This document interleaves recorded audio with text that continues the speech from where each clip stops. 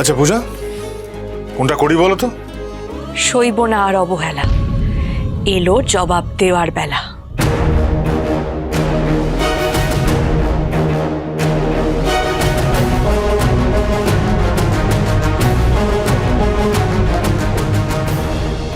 বড্ড দেরি হয়ে গেছে পূজা,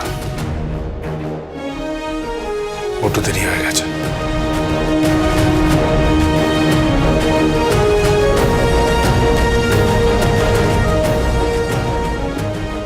তোমার স্বপ্ন দুঃস্বপ্ন হয়েই রয়ে যাবে পূজারিনী ভাজ।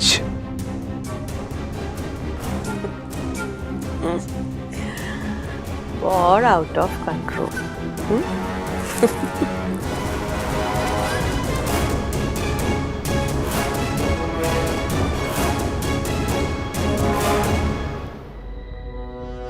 আমার তো এখনো বিক্রম দাদার সত্যিটা জানা হলো না। আমি তোমায় বিক্রম দাদার ফলস কেস থেকে মুক্তি দেবই দেব, নিশ্চয় মাথা গরম।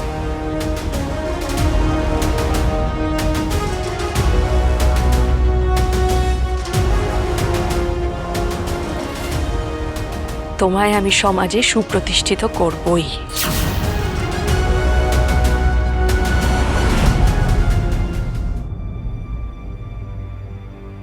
মিস্টার মহারাজ মুখার্জিকে সুপ্রতিষ্ঠিত করা একমাত্র আমার লক্ষ্য নয়।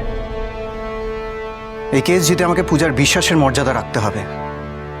আমার আর পূজার সঙ্গে এত বড় ক্ষতি যারা করেছে তাদের শাস্তি তো পেতেই হবে।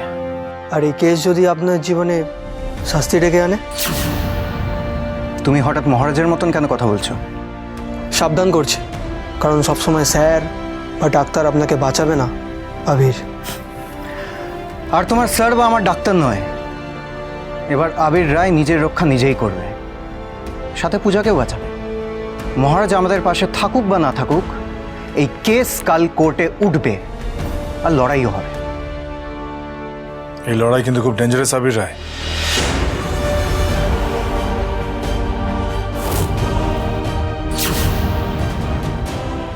এই লড়াই যতটাই ডেঞ্জারাস আর ততটাই প্রাণঘাতী।